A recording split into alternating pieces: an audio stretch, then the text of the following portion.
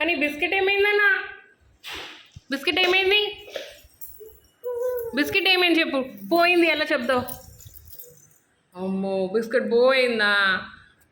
మరి ఇది ఈ ఆమె తిను మరి. అమ్మో బిస్కెట్ పోయిందానా?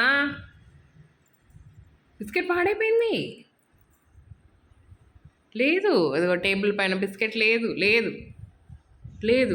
పోయింది పోయింది పోయింది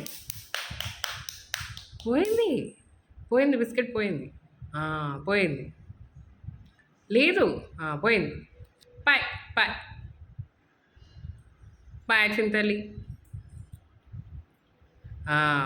లేదు నాన్నా.